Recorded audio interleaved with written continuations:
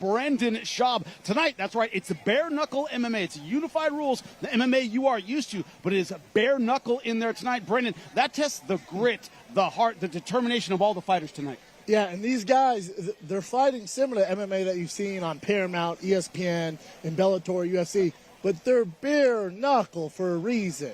So they're going to have wraps about from the wrist down. So you got to realize that changes the dynamics of things. So if you see your favorite fighter tonight go, man, I wish you'd throw that jab a little more, or you'd throw that right hook, you got to remember they can break their hands a lot easier. So it's something to take into consideration tonight. Yeah, it's going to be part of. Snoople's in hostile territory. If you can't hear it on the broadcast. Big pop for his opponent. Big pop. And these are some big featherweights, man. These boys are big.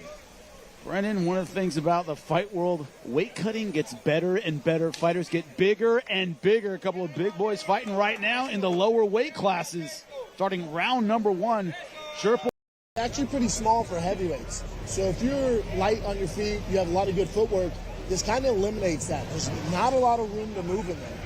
And also, Brendan, never sell your hair short because it is epic. Thank you, sir.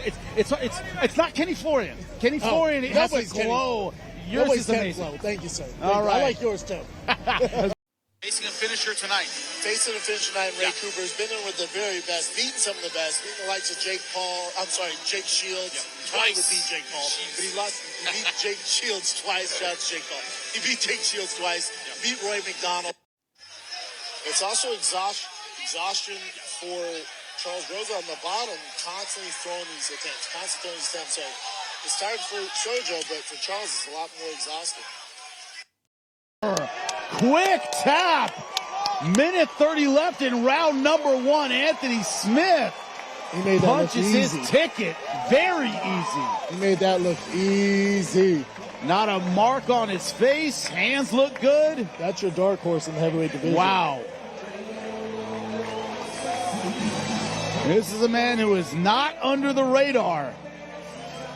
Thiago Santos. And now Anthony Smith in back-to-back fights.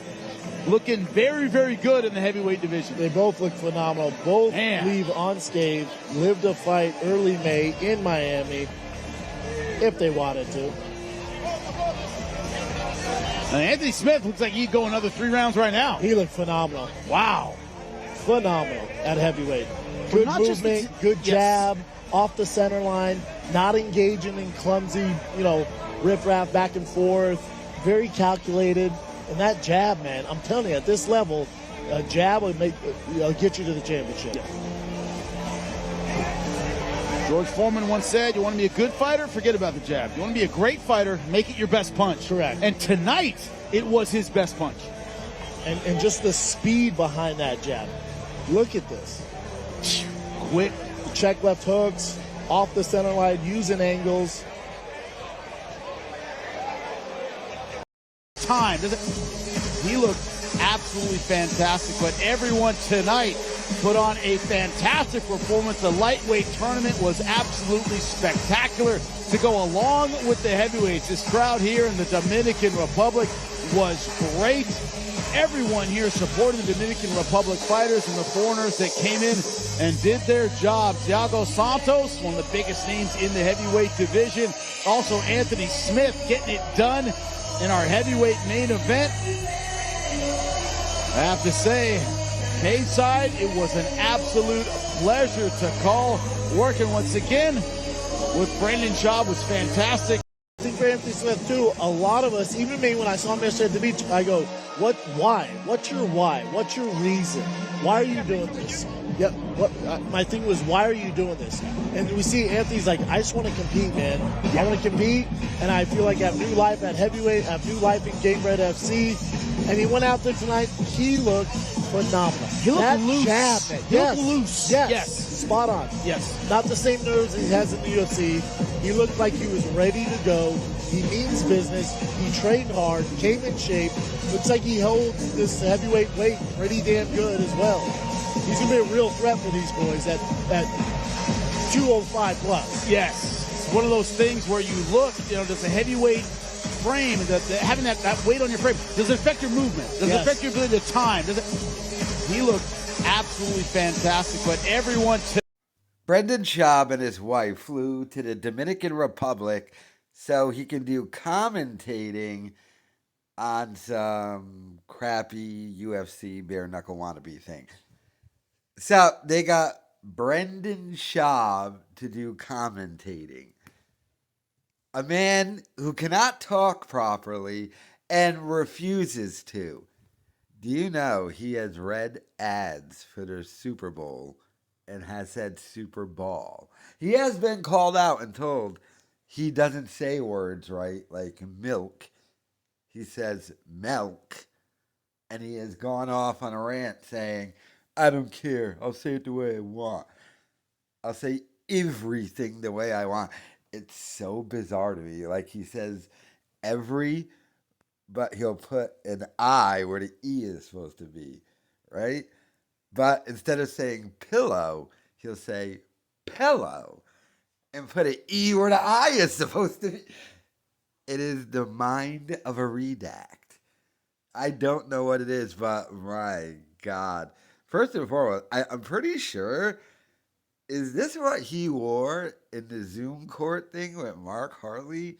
Is this Schaub's nice clothes that he wears to go do stuff? Oh my God. Now, overall, the whole thing, look, if you're in the MMA, I think you would kind of be into this. I mean, it's MMA with bare knuckles. I don't know, people are getting bloody and stuff. That seems kind of cool. So, but I mean, if you want to hear a redact babble throughout the entire thing, this is really for you. But it, Schaub was so terrible, so embarrassing at this. And the problem is, it's just that he's not the right guy for it because he can't speak. It's not that he didn't say the right things or not know what he was talking about.